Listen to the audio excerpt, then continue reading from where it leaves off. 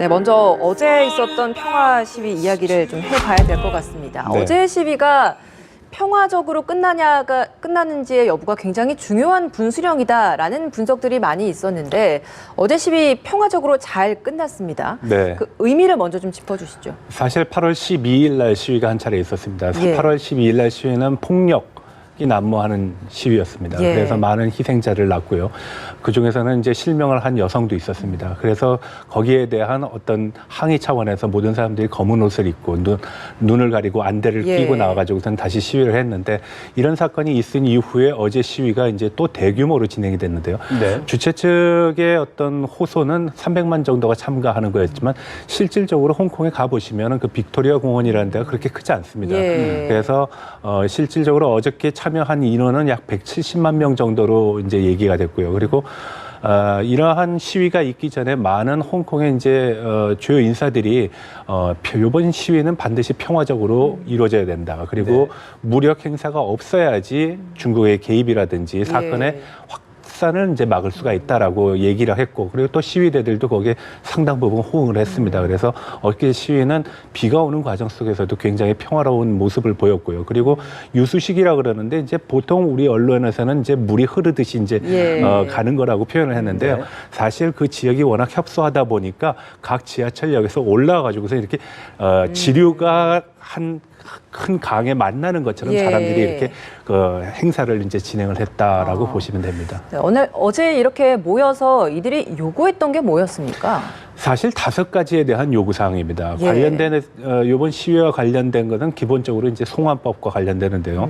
송환법과 관련되는 과정 속에서 이제 캐리람 행정장관이 송환법은 죽었다라는 표현을 썼습니다. 그렇죠. 그렇지만 이 죽었다라는 표현은 철회를 하겠다라는 것이 아니라 입법 회기가 끝났기 때문에 이번에는 처리할 수 없다라는 의미로 이제 홍콩 시민들은 받아들였고요. 예. 그래서 완전한 철회를 요구했고, 그리고 폭도라고 이제 지칭을 해가지고선 시위자들을 이제 폄훼를 했는데 폭도가 아니라는 거를 확인해달라. 그리고 경찰의 강경 진압에 책임자 문책을 얘기했고요. 그리고 이제 뭐 마지막으로 가장 중요한 거는 이번 시위와는 직간접적으로는 연결이 되지 않지만 홍콩의 직선제, 예, 이제 보통 선거를 통해 가지고 우리의 지도자를 뽑겠다라는 건데 이 내용은 사실 홍콩이 중국으로 반환되는 과정 속에서 나왔던 3가지 조건이 있습니다. 예. 하나가 이제 홍콩의 고도의 자치, 홍콩인에 의한 홍콩의 통치, 그리고 일국 양제의 모습 속에서 홍콩의 지도자가 중국에 의해서 간접 선거로, 그리고 또 지명이 되다시피 하다 보니까 이런 문제에 있어서 홍콩인들의 어떤 고도의 자치권을 인정받기 위한 어떤 주장이 있었기 때문에 보통 선거 그리고 직선제를 요구하는 것이었습니다. 네, 5가지 요구사항을 설명을 해주셨는데 무엇보다 가장 또 중요한 것이 바로 이 송환법 완전 철폐 아니겠습니까? 네, 맞습니다. 저희가 여러 차례 보도를 해드렸습니다만은 왜 이렇게 홍콩 시민들이 송환법에 민감해할까 아직 모르시는 분들도 계실 것 같습니다. 설명을 다시 한번 좀 해주시죠. 송환법의 발단은 작년 2월에 일어났던 사건입니다. 홍콩의 남녀가 대만으로 여행을 가게 되는데요. 그 남자친구, 여자친구를 살해를 합니다. 그리고 홍콩으로 도주를 하게 되는데 홍콩은 속지주의 법안을 이제 채택을 하고 있기 때문에 홍콩 내에서 일어나지 않은 일에 대해서는 처벌을 할 수가 없습니다. 근데 이 친구는 약 20몇 개월의 이제 형벌을 받았거든요. 그건 뭐냐면 여자친구의 카드를 가지고 돈을 찾았습니다. 그것만 처벌 대상이 된 거죠. 근데 이제 대만 측에서는 살인 사건이 있었기 때문에 이 범인에 대한 신변 인도를 요구를 한 것이고, 대만과 홍콩은 범인 인도 조약이 체결돼 있지 않았기 때문에 홍콩에서 이 사람을 대만으로 보내지 못했습니다. 그래서 범인 인도와 관련된 조약이 필요하다라는 어떤 시의성 때문에 이 문제를 논의하게 됐는데 이게 변질될 우려가 있다는 것이죠. 2015년도에 동로안 서점이라는 서점의 주인이 중국에 납치가 되고요. 그리고 관련 반체제 인사들이 중국에서 신문을 받거나 조사를 받는데 전혀 행적을 알 수 없는 그런 납치 상황에서 진행이 됐다는 것입니다. 그래서 자칫 이러한 송환법이 마카오, 홍콩 사람들이 중국으로 신병이 인도될 수 있는 그런 조건이 되기 때문에 중국 정부에서 반체제 인사들 그리고 민주화 인사들에 대해 이것 법안을 악용할 수 있다는 그런 우려가 나온 것입니다. 그래서 홍콩 시민들의 주요한 시위 목적은 바로 이러한 법의 소지가 악용될 수 있다는 것을 방지해야 된다. 그리고 적어도 홍콩의 문제를 왜 상위 합법적인 개념으로서 이해하는 중국에서 처벌을 받아야 되느냐에 대한 불만도 담겨져 있다라고 볼 수 있습니다. 예. 네. 송환법에 대해서 반대한다라는 것이 가장 표면적인 이유일 것 같기는 합니다. 네. 그런데 그 근본적인 데 있어서의 홍콩 내부에서의 더 큰 문제가 있다라는 분석도 있던데 이건 어떤 이야기입니까? 사실 1997년도에 홍콩이 중국으로 반환되고 난 이후에 홍콩 사람들이 느끼는 누적된 어떤 불만과 감정의 어떤 것들이 이제 폭발한 것이죠. 예. 그런데 이 불만은 어떤 것이냐면은 바로 중국과 홍콩인들의 가장 극명한 시각차라고 볼 수 있습니다. 중국에서는 100년 동안의 오욕을 당했던 역사를 우리가 깨끗이 청산했고 영국으로부터 반환받았기 때문에 우리는 시혜자다. 그리고 홍콩인들은 그것을 혜택을 받은 수혜자라는 입장으로 보는 것입니다. 예. 그러니까 똑같은 중국인이라는 차원에서 평등하게 보지 않고 상하관계로 보는 것이죠. 한쪽은 시혜를 한 거고 한쪽은 수혜를 한 거고. 사실 홍콩 사람들은 이거를 접속하기가 굉장히 힘든 상황입니다. 그래서 이러한 불만이 있었고 또한 법제와 어떤 행정 그리고 언론과 교육에 있어서 중국의 압박이 굉장히 빠른 속도로 그리고 강력하게 진행이 됐습니다. 잘 아시겠지만 SCMP라고 사우스 모닝 차이나 모닝 포스트 예. 그 신문이 과거에 중국을 관찰하는 주요 언론이었고 또 상당히 국제적으로도 유명했는데 그 언론사와 같은 대부분의 홍콩 언론들이 중국인으로 교체가 되면서 지금 언론은 이미 중국화됐다. 그리고 교육에 있어서도 상당히 중국적인 요소가 가미돼. 이미 반환이 됐는데 왜 영국식 제도를 따르냐, 중국식 제도를 따라야 된다라고 얘기를 하는 네. 것이죠. 그래서 홍콩인들이 얘기하는 것은 결국은 97년에 반환 조건으로 얘기한 3가지 조건. 그러니까 홍콩의 고도의 자치, 홍콩에 의한 홍콩의 통치, 일국 양제에 50년 동안 불변하겠다는 것은 중국의 시각과 홍콩의 시각에 상당한 괴리가 있다는 겁니다. 중국은 50년 안에 모든 것을 바꿔놓겠다는 입장이고 홍콩은 50년 뒤에 바꾸기로 한 거 아니냐라고 인식을 하는 것이죠. 그래서 그러한 누적된 것이 네. 이번 송환법과 관련돼 가지고서 폭발했다. 그리고 더 증폭이 됐다라고 보시면 되겠습니다. 또 집값도 치솟고 있고 네. 경제적으로 어떤 양극화도 심각해지고 있는 이런 불만도 쌓여가고 있다고 하는데 상황이 어떻습니까? 경제적 측면에서 홍콩인들의 압박감은 상당합니다. 우리가 잘 알다시피 홍콩은 지대가 높고요. 그리고 생각보다 임금 수준이 높지 않습니다. 우리가 보통 홍콩 사람들을 얘기하면 1인당 GDP가 이제 3만 달러 정도 되는데 이거는 국제 금융을 관리하는 사람들, IB들의 소득이 워낙 높기 때문에 예. 평균이 올라가는 겁니다. 홍콩의 명문 대학이라고 얘기하는 홍콩 대학을 졸업한 학생들이 우리 돈으로 한 150만 원 정도의 월급을 받거든요. 그러니까 높은 수준은 아닙니다. 네. 그런데 예. 홍콩은 지금 중국으로부터 굉장히 여유가 있고 경제적인 실력이 있는 사람들이 들어오고 그 과정 속에서 영국의 교육까지도 하나의 그 흡입 요소가 되고 있거든요. 그래서 중국인들이 홍콩에 정착을 하고 그 수요가 네. 많다 보니까 지대가 올라가고 물가가 상승하게 됩니다. 오히려 이런 과정 속에서 홍콩인들이 구축이 돼가지고선 중국으로 넘어가는 이제 일종의 이동이 생기는 것이죠. 중국인들은 홍콩으로, 홍콩인들은 견디지 못하고 더 낮은 지대와 생활비가 보장된 중국 땅으로 넘어가는 것이죠. 그러니까 삶의 터전을 잃어버리거나 삶의 공간 그리고 기업과 생활 전부를 이제 지워가는 그런 모습이 지금 나타나고 있기 때문에 이런 것이 경제적 측면에서 상당히 많은 갈등 요소가 되고 있는 것이 사실입니다. 예, 네. 이번 시위를 보면서 그 5년 전에 있었던 우산혁명이 떠오르는 분들도 많을 것 같습니다. 네. 그 당시에도 사실 그 홍콩의 중국화에 반대를 하고 기득권층에 대한 반발 네. 이런 것들이 굉장히 많이 작용을 했던 걸로 알고 있는데 네. 그 당시와 비교해서 현재 홍콩은 좀 어떻습니까? 상황이 좋아졌다라고는 볼 수 없습니다. 중국화되는 과정, 일국 일제가 되는 것이죠. 원래는 일국 양제라고 주장을 했거든요. 예. 한 나라의 2가지 시스템을 50년 동안 보존한다라고 얘기했는데 지금은 급격하게 중국화가 진행되고 있고 2014년에 있었던 우산혁명은 행정장관의 직선제를 요구하는 내용이 주요 내용이에요. 네네. 이번에는 민주인사들, 자칫 홍콩인들의 어떤 자주권 그리고 인신의 자유권을 보장받지 못했다는 우려 속에서 나온 것이기 때문에 성격은 차이가 있습니다. 그렇지만 맥락으로 보게 되면 홍콩인들의 강력한 중국의 압박에 대한 저항한 거 이 정도로 해석을 할 수 있겠습니다. 네. 그리고 이번 시위를 보면은 시위 현장에서 찬송가를 부르는 모습을 많이 네. 볼 수가 있던데 네. 이 홍콩 시민들의 절반 정도는 또 종교가 없다고 하더라고요. 사실 중국인들한테 종교 문제를 얘기하면 네. 종교 가진 사람들이 그렇게 많지 않습니다. 그래서 중국인을 얘기할 때 어제는 뭐 불교, 내일은 기독교, 오늘은 무슨 교 뭐 이런 식으로 얘기를 예. 하거든요. 근데 우리가 홍콩적인 상황을 잘 파악할 볼 필요가 있습니다. 100년 동안 영국의 지배를 받았거든요. 대부분의 교육 시스템이 영국에서 유입이 된 것입니다. 그리고 상당수의 학교라든지 기관들은 영국의 어떤 청교도적인 그리고 뭐 성공의 어떤 영향력이 굉장히 강한 그런 모습을 드러내고 있습니다. 예. 그래서 사실 홍콩인들에 대해서 홍콩인들이 노래를 하는 그 찬송가는 네. 우리가 봤을 때는 이거 종교적인 어떤 배경이 있는 것이 아니겠는가라고 하지만 사실은 생활의 면면에서 그리고 교육의 과정에서 나온 하나의 결과라고 보시면은 보다 쉽게 이해하실 수 있을 겁니다. 예. 초반에 말씀해 주셨을 때 이번에 홍콩 시위, 특히 이번 주말에서의 홍콩 시위가 평화적으로 끝난 것에 있어서의 굉장히 큰 의미가 중국의 무력 개입 여부를 판가름할 수 있기 때문이다라는 맞습니다. 말씀을 해 주셨습니다. 다행히 평화적으로 끝났기 때문에 무력 진입은 없었습니다만 만약 충돌이 있었다면 그때는 정말 좀 개입을 하게 됐었을까요? 배제는 할 수 없죠. 그렇지만 홍콩의 어떤 무력 행사를 중국이 하게 되면은 굉장한 압박감을 극복을 해야 됩니다. 그 네. 압박감이라는 건 비단 국제사회의 비난뿐만 아니라 홍콩의 경제적 지위를 이용한 중국 유엔화의 국제화에도 상당한 영향을 미치게 되고요. 그리고 홍콩은 잘 아시다시피 아시아 금융의 중심이라고 얘기할 수 있습니다.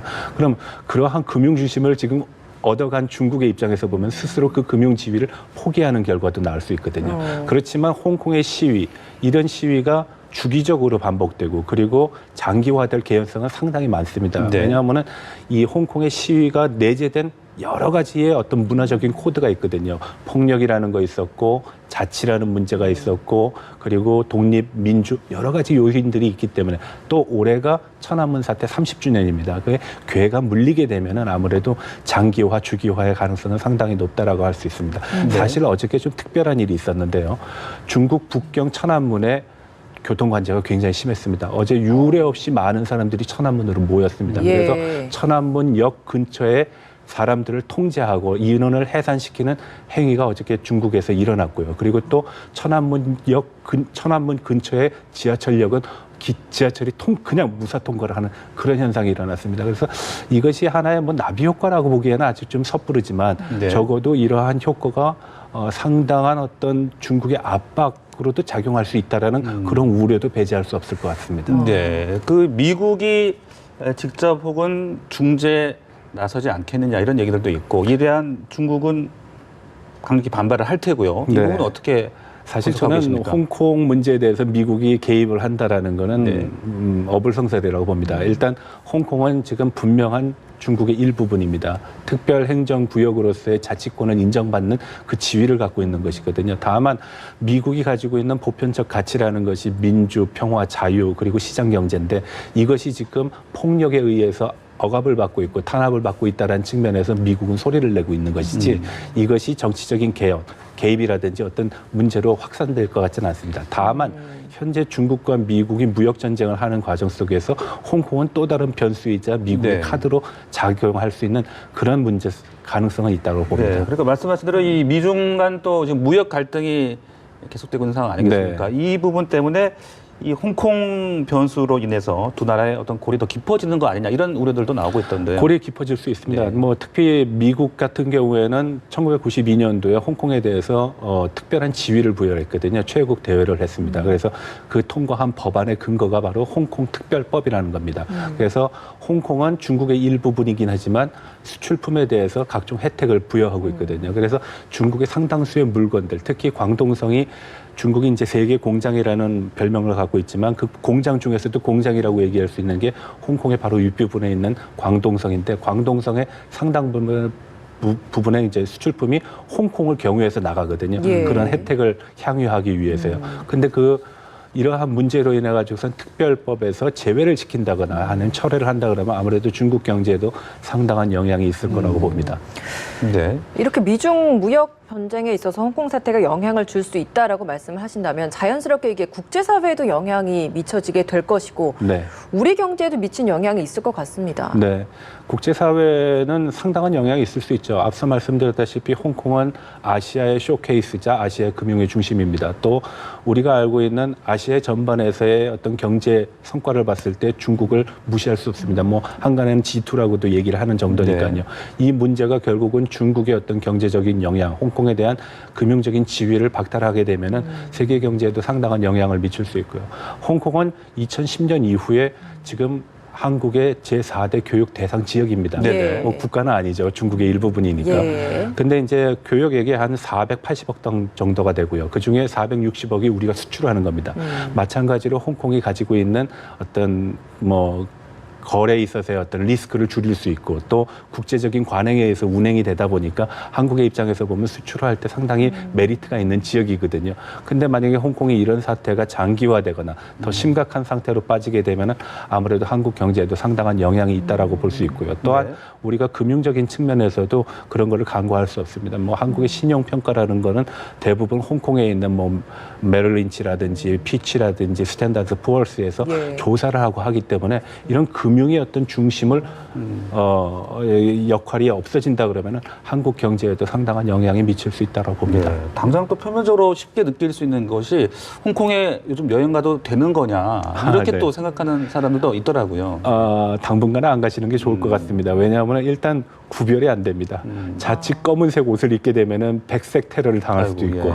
하얀색 옷을 입게 되면은 이건 또 중국에서 넘어온 테러 분자들이 아니냐는 오해도 받을 수 있고 사실 이렇게 복잡하고 미묘한 시기에는 좀 자제하시는 게 좋을 거라고 보는데 예.